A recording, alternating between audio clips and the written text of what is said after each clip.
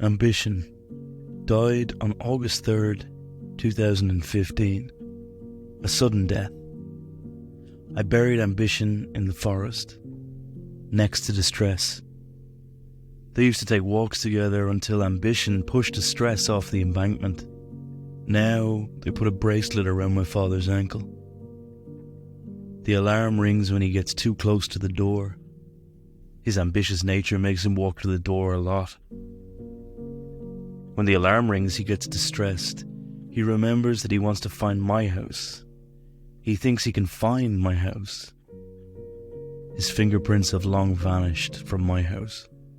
Some criminals put their fingers on electric coils of a stove to erase their fingerprints, but it only makes them easier to find.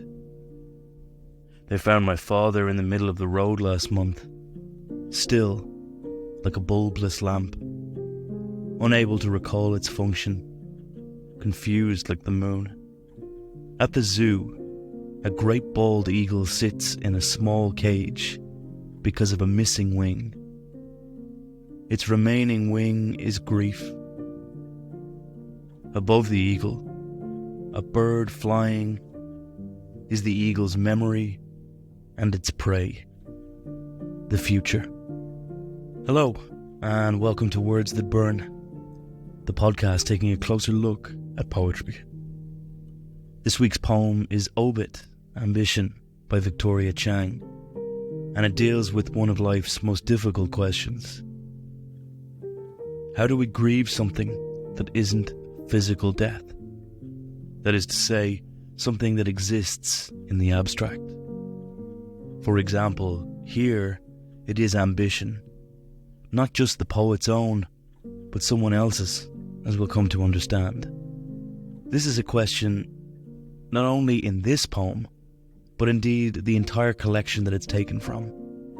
Victoria Chang published OBIT in 2020, and it is a collection of exactly that abbreviation, obituaries. The book is quite unlike any collection of poems I've ever read. It creates obituaries for a litany of things, from a frontal lobe, memory, a clock, a priest, and even the author herself. OBIT came about in a relatively brief amount of time, as much of Chang's body of work does. It also came about at the end of an intense period of grief in the poet's life. She explained the exact circumstances of the work in an interview with the Eliot journal. When someone you care about dies, if they're a big part of your life at least, which my mom obviously was, especially because she was so sick, and my dad was sick too, everything dies. Then I went home and wrote these little obituaries where everything dies. Then I ended up spending the next 2 weeks in a fury, not doing much else but writing them. They just flooded out. So the collection was born out of a need to express grief in a way that made sense. When speaking about the intentional choice of the obituary form, Chang explained the traditional elegy, poetic form used for mourning and lamentation, simply couldn't encompass the width and breadth of her grief. In its tendency towards honouring the memory of the deceased, the elegy couldn't really sum up their totality. An obituary, on the other hand, did just that. I will quote the poet one more time, and I'll hope you'll forgive me for so many direct quotations. But a work this personal deserves the author's own words to explain it. There have been a ton of amazing elegies, don't get me wrong, but I couldn't find a grief book in poetry that really spoke to me. I wanted to try to write the grief book, to write a book that would have helped me. Could I even describe these feelings? That became the challenge, and that was really, really hard. That's what I set out to do. And so grief, in all its forms, its abstractions and its implications, is explored by Chang in OBIT. This poem, OBIT Ambition, I feel embodies so much of what the poet herself set out to do. Before we jump into our analysis of the poem, I've got a favour to ask. If you're enjoying the episode so far, or if you're a long-time listener, please consider leaving a review on whatever platform you listen on. It really does help the podcast get out to more people. With that being said, let's take a closer look. For the sake of convenience, I've split the poem into 4 sections for analysis. The first section, like so many obituaries, establishes the circumstances around the death. Ambition died on August 3rd, 2015, a sudden death. I buried ambition in the forest, next to distress. They used to take walks together, until ambition pushed distress off the embankment. The word ambition is treated like a name and thus like a person. The death date chosen by Chang is no arbitrary choice. August 3rd, 2015 is the date her mother passed away. It coincides with the death of her own ambition. This, at first, might seem a bizarre correlation. Why would her own ambition leave her with her mother's passing?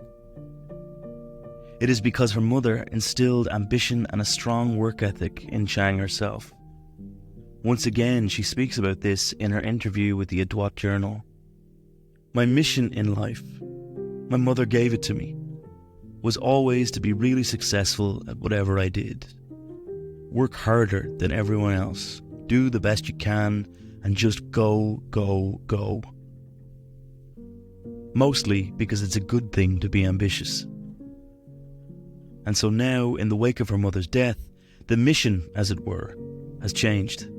Chang continues the first section in the style of many obituaries, giving details on the burial.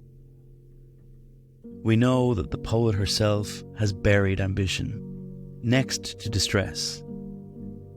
That line is a possible hint that in order to be successful, Chang felt she had to surpass any sense of upset or emotion, to be ruthless, as it were. This theory is lent further credence when we discover that it is ambition who made distress meet its end, even though they had once been friends of a sort. I feel it's very important to note that both ambition and distress have been anthropomorphized to some degree here. They take walks, they have friendships. Recognizing this helps us to make sense of the surreal interplay of emotion that is happening within the speaker while they are talking. In that way, we see that Chang is succeeding in her goal of communicating grief.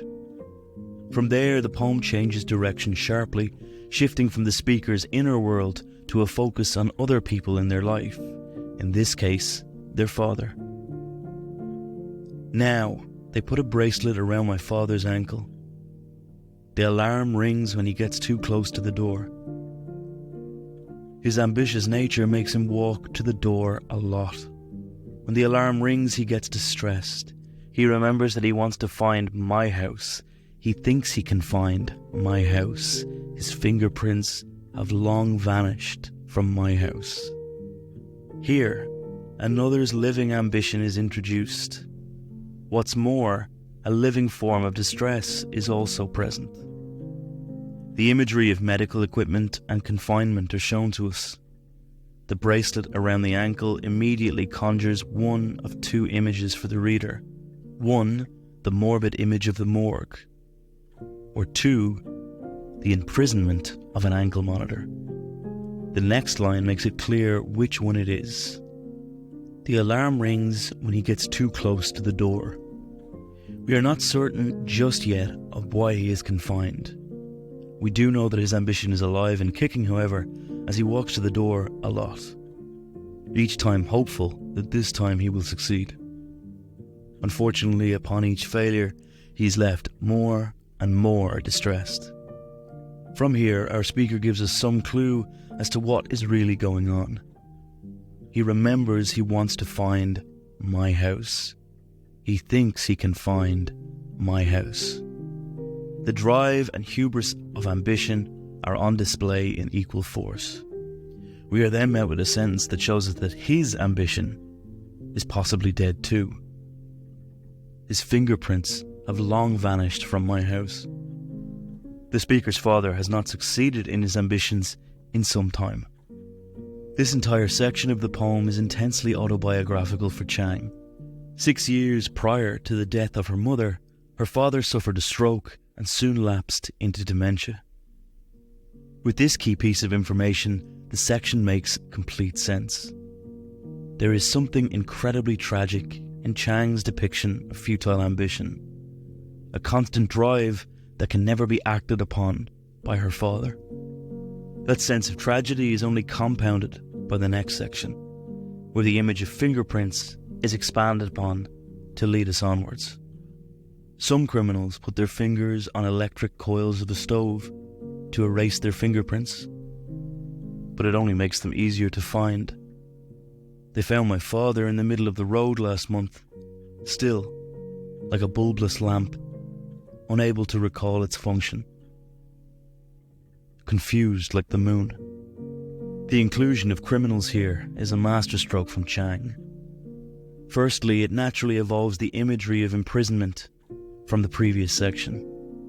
Secondly, it highlights just how unfair this disease is, not only on her father, but on herself as well. She has essentially been robbed of her father. He is present, but not the man she once knew. He is alive, but unknowing of her. His presence in her life, much like his fingerprints in her home, and those of the robbers, have been all but erased. Upon reading that line, fingers on electric coils of a stove, the audience immediately imagines the immense pain that action must cause, and so gets some sense of what the poet herself must be going through because of that erasure. Following on from there, we see the fallout of what happens if her father's ambition does somehow succeed. They found my father in the middle of the road last month, still like a bulbless lamp, unable to recall its function. Once again, Chang effortlessly ties imagery together. The electricity of the stove finds new purchase in the lamp her father resembles. This time, however, he is bulbless. That vital spark is missing. This imagery of the obsolete drives home how lost he truly is. We understand now just how many ways ambition has died in this poem. The final simile of this section, confused like the moon, is a little harder to decipher. My best guess is that this is a literary reference to another famous poet. And, given that Chang is fond of allusions to other writers and poets in her work, I feel confident in stating that it is a reference to T.S. Eliot's Rhapsody on a Windy Night. Rhapsody on a Windy Night is one of Eliot's earlier poems, and fittingly centres around a narrator who finds themselves on a surreal, almost nightmarish journey in the dead of night. The parallels between this and the image that Chang has constructed of her father are clear. Chang is referencing this part in particular. The moon has lost her memory. A washed-out smallpox cracks her face. Her hand twists a paper rose. It smells of dust and old cologne. She is alone. Eliot's poem is one of memory, erosion and loneliness, and it's hard to imagine a more suited source to draw inspiration from for Chang here. In the final section of Chang's poem, there is one more shift in imagery that combines multiple images and themes from the poem overall into closing lines. At the zoo, a great bald eagle sits in a small cage because of a missing wing. Its remaining wing is grief. Above the eagle, a bird flying is the eagle's memory and its prey, the future. It's hard to imagine that Chang isn't creating a metaphor for her father here, a once powerful man, at least in her eyes, who has been laid low by affliction. Chang wrote a sort of follow-up project to OBITS called Dear Memory, Letters on Writing, Silence and Grief. This project contained, as you may have guessed, a series of letters to those the poet has lost. It is incredibly well written, poignant and frequently devastating. In one letter to her father, she refers to his brain as a gilded frame. I think the grain of that image sits in the small cage mentioned here. The missing wing is an elegant stand-in for the missing mind of her father, while the other wing of grief is the loss of his wife, perhaps. The bird flying above the eagle is a memory just out of reach, something that all the ambition in the world will not allow the eagle to catch once again. The further reference to that bird as prey shows how dementia can twist the memories of the sufferer, warping them. Finally, the bird is the future for her father, one he will never truly reach. There is a tremendous weight to OBIT ambition. Victoria Chang has succeeded in giving voice and form to her grief, at least to my mind. She perfectly encompasses the 1,000 little ways we can mourn and grieve someone or something in this poem alone. And it is far from unique within the collection. Chang manages to find so many ways of expressing the loss of so many things. Every time she does so, it will sit with you long after you've read it. In a world filled with beautiful elegy and poems honouring the dead, I feel that Victoria Chang is one of the first to actually grasp the myriad ways our grief can cut us, not only for those who have left us, but for those who remain as well. What did you think of the poem? As always, this is my interpretation, and I'd love to hear yours. If you'd like to get in touch with me, there are a few ways you can do so. You can reach me directly by email at wordsthatburnpodcast@gmail.com. You can get in touch through the podcast website, www.wordsthatburnpodcast.com. I'm on Twitter or X at WordsThatBurn. I'm on Instagram at WordsThatBurnPodcast and TikTok at WordsThatBurn2. If you'd like to read the script for this week's episode, complete with citations and sources, check the Substack link in the description.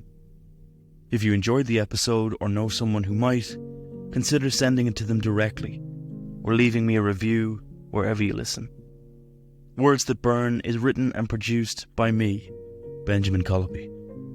Thank you for taking the time to listen to the podcast. You'll hear from me again soon.